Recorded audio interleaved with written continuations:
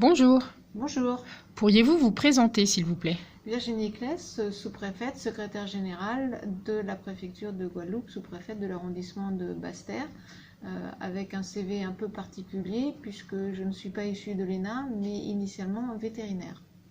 Quel est le rôle de la préfecture dans le cadre du plan chlordécone?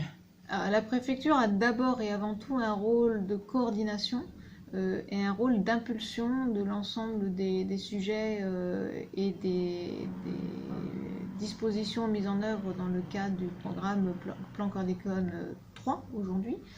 On gère le budget qui est alloué via le PIT, donc c'est une partie du budget de l'État qui est alloué au sujet chlordécone. Donc ça, c'est géré à la préfecture.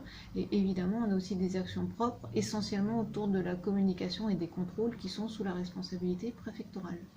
Les LMR, donc les limites maximales de résidus, ont fait leur apparition dans le quotidien des Antillais avec cette pollution environnementale généralisée qui a lourdement impacté la chaîne alimentaire. Comment vos services ont-ils travaillé et travaillent-ils encore en direction de la population pour démystifier ce terme qui peut sembler relever d'un jargon un peu technico-administratif? Ouais, LMR, c'est vrai que ça parle pas aux gens. Néanmoins, ça n'a pas fait son apparition dans le quotidien des Antillais récemment. Ça fait très longtemps que les LMR sont dans le quotidien de tous les Français et même de tous les Européens. LMR, ça veut dire limite maximale de résidus.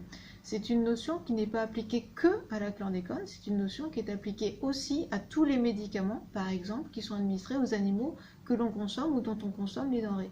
Quand vous donnez un antibiotique à un animal, une vache par exemple, ça se retrouve dans le lait de la vache à un moment ou à un autre, et il y a un moment donné où on se dit que la quantité d'antibiotiques qui est présente dans le lait de la vache n'a plus d'effet pour l'humain qui consomme le lait de la vache en question. Même chose pour les œufs, même chose pour la viande, même chose pour tout. Donc LMR, c'est une notion très ancienne, mais c'est vrai que les citoyens n'en avaient pas nécessairement conscience. Là, ils en ont pris conscience. LMR, donc limite maximale de résidus, ça s'applique à énormément de produits. Donc je viens de le dire, à tous les médicaments vétérinaires qu'on administre aux animaux de rente, c'est-à-dire ceux que l'on consomme ou dont on consomme les denrées.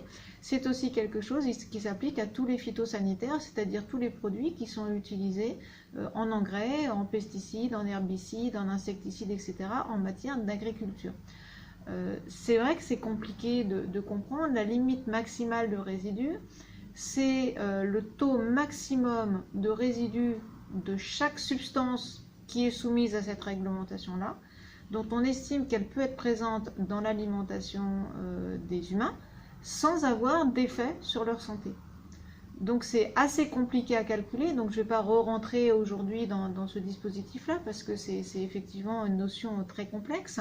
Mais ce qu'il faut savoir, c'est que c'est calculé euh, par rapport à des essais qui sont faits in vitro et sur animaux pour savoir, en modélisant l'humain, c'est-à-dire qu'on considère que l'humain c'est un homme de 40 ans ou un enfant, parce qu'il y a plusieurs niveaux effectivement de sensibilité à ces différentes substances, qui mangerait tous les jours on va parler des œufs par exemple, contaminés par un antibiotique parce que les poules elles ont eu l'antibiotique avant.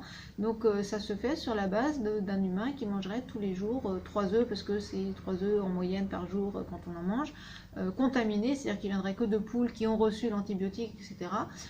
Donc à partir de là on détermine quelle est la dose que l'on pourrait ingérer tous les jours sans que ça ait d'effet sur la santé. Et à partir de là, on redétermine pour remonter petit à petit à la LMR, c'est-à-dire à quelle dose ça correspond en limite maximale de résidus de l'antibiotique dans l'animal dont on consomme les denrées, avec à chaque fois des facteurs multiplicatifs qui sont calculés, c'est 10, c'est 100, c'est 1000, c'est 10 000, en fonction de la toxicité connue de la molécule en question. Donc effectivement, c'est compliqué. Une carte de la pollution a été mise à la disposition des mairies afin notamment de sensibiliser la population à l'exposition par voie alimentaire. Avez-vous des retours sur son utilité sociale? Est-ce que le panier alimentaire des Guadeloupéens a évolué en 10 ans? Alors, les retours sur la cartographie en matière d'utilité sociale, non, on n'en a pas encore, enfin pas de chiffré, parce que ça fait pas suffisamment longtemps que c'est mis en libre accès. Par contre, moi je trouve qu'on a un retour qualitatif sur le sujet, c'est-à-dire que chaque fois qu'on est sorti de nos murs et qu'on est allé à la rencontre des Guadeloupéens, avec nos cartographies, c'est vraiment le sujet qui a le plus intéressé les Guadeloupéens. Et deux sujets qui les intéressaient beaucoup, c'est comment je cultive et comment je suis sûre que je peux cultiver chez moi dans mon jardin sans mettre de chlordécone dans les produits de mon jardin et que je vends, que j'échange ou que je garde pour moi.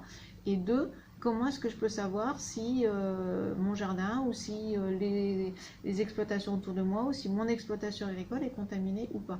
Donc vraiment, cette cartographie intéresse énormément les Guadeloupéens, savoir si c'est contaminé ou s'il y a un risque de contamination ou pas proche de chez soi.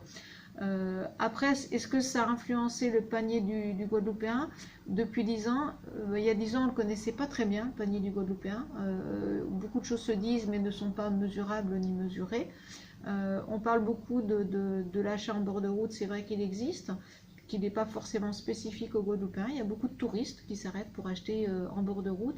Donc au jour d'aujourd'hui, on n'a pas encore d'informations précises là-dessus. L'ANSES pense lancer une vaste enquête alimentation totale assez rapidement en Guadeloupe, dans les quelques mois à venir, à partir de 2020 de mémoire. Et là, peut-être, on aura plus d'informations sur le panier du Guadeloupéen.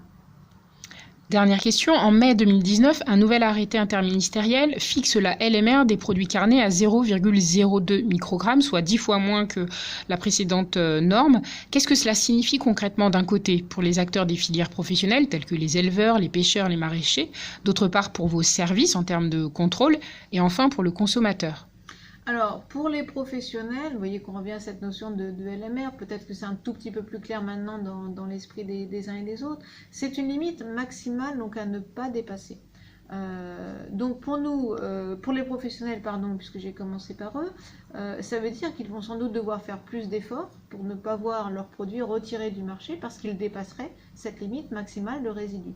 Mais tous les produits qui étaient déjà produits en dessous de cette limite maximale de résidus vont continuer eux d'être mis sur le marché. Il n'y aura pas de conséquences pour les éleveurs et les agriculteurs. Peut-être pour eux un effort supplémentaire pour baisser encore la moyenne de la contamination de leur production. Sachant que en termes de contrôle, pour nous c'est la même chose, simplement la limite au-delà de laquelle on retire le produit de la consommation ou pas n'est plus tout à fait la même. On pensait qu'il y aurait énormément de changements, c'est-à-dire qu'on pensait, notamment pour les bovins, qu'on aurait 10 fois plus de carcasses à retirer du marché. Il s'avère que non.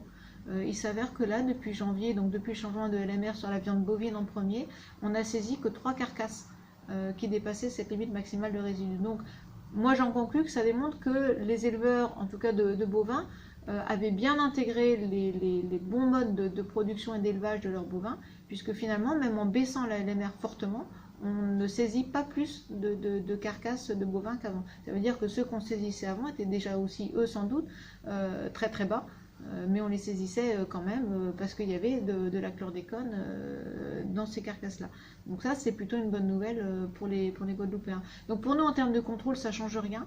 On continue les contrôles exactement comme avant. Simplement, on saisit ou on retire la consommation un peu plus tôt que ce qu'on faisait avant.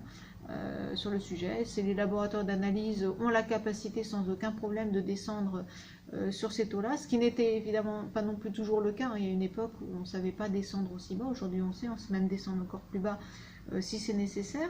Et pour les consommateurs, ça veut dire que de façon statistique, les denrées qu'ils retrouveront dans leur assiette auront sans doute encore un peu moins de chlordécone qu'avant. Mais une fois de plus, au vu de ces premiers mois avec cette nouvelle LMR et du peu de produits en plus que l'on retire, je pense qu'on revient encore sur ce que disait l'ANSES à une certaine époque, à savoir finalement la contamination la plus importante en Guadeloupe, c'est pas sur ces produits qui sont soumis au contrôle, qui sont soumis au LMR, qu'on vérifie, qu'on contrôle avant de les mettre sur le marché.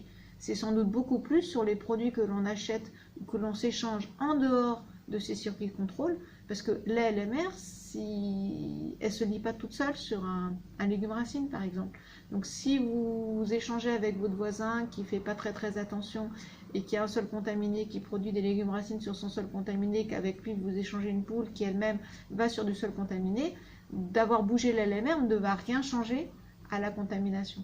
Donc je pense que pour nous, ça signifie en tout cas qu'il faut qu'on continue le travail de pédagogie, le programme JAFA, mais pas que le programme JAFA, continue vraiment la pédagogie sur les poissons qu'il ne faut pas pêcher dans les zones interdites, les espèces particulièrement concernées et les circuits informels pour lesquels il faut arriver à faire prendre conscience aux producteurs de ces produits du circuit informel qu'il est nécessaire aussi de faire analyser leur jardin, d'avoir peut-être des nouvelles méthodes de production, etc., sans vouloir remettre en cause ces circuits informels qui font partie de la culture guadeloupéenne. Mais c'est sans doute là où il y a un effort à faire. Et là, les LMR, ça ne sert à rien. Parce qu'on ne les contrôle pas, les produits par nature et par essence. Virginie Claes, je vous remercie. Je vous en prie.